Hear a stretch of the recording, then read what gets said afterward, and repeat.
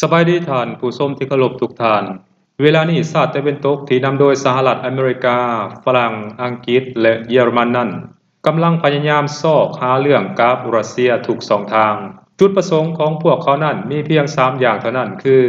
ต้องการปุ้นเงินคลังสำรองที่เป็นเงินตราต่างประเทศของรัสเซียไปเป็นของตนเองและช่วยเหลือยูเครนต้องการทำลายรัสเซียให้แตกออกเป็นเสียงๆให้กลายเป็นรัฐน้อยๆแล้วเข้าไปปกครอง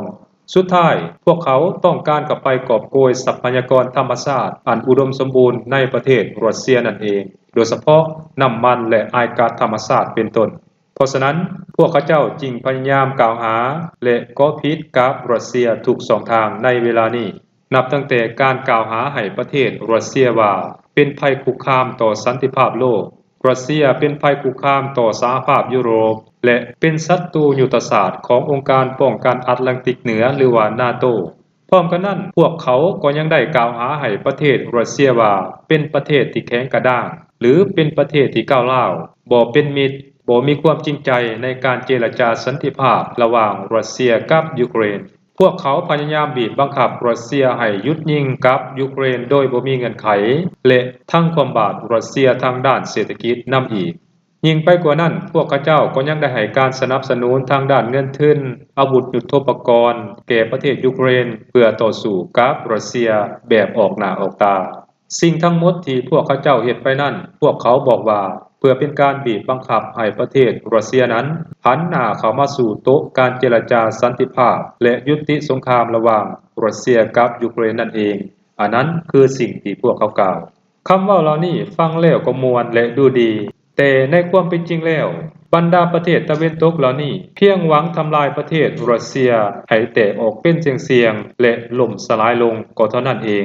การกระทำของพวกเขาเจ้าถ้าเบิ่งในทางกลับกันมันเป็นการสุมไฟความขัดแย้งสุมไฟสงครามระหว่างรัสเซียกับยูเครนให้นับมือนับคุนแห้งขึ้นกว่าเก่าแต่รัสเซียบ่ลงกลล่าสุดในแนวหน้า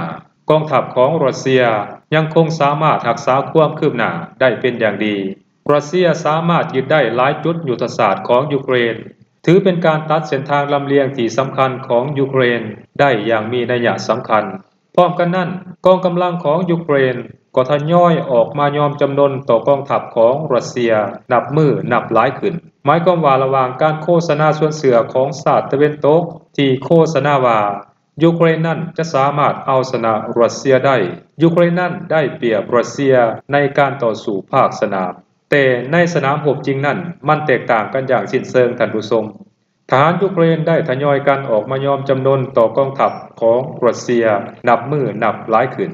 เบิ่งไปแล้วความฝันของยูเครนความฝันของชาติตะวันตกที่ต้องการยึดเงินคลังสำรองของรัสเซียที่ฝากไว้อยู่ในต่างประเทศนั้นคงจะแห้วอย่างแน่นอนท่านผู้ชมเพราะรัสเซียเองก็ได้เคยออกมาค้างดังๆแล้วว่าถ้าว่าชาติยุโรปหรือว่าชาติตะวันตกเหล่านี้กล้ายึดเงินคลังสำรองของประเทศรัสเซียไปเป็นของตนเองและเอาไปช่วยเหลือยูเครนนั้นรัสเซียเตือนว่ารัสเซียเองก็จะสวนกลับแบบที่ชาติยุโรปและชาติตะวันตกอื่นๆคาดบ่ถึงอย่างแน่นอนท่านผู้ชมสบายดี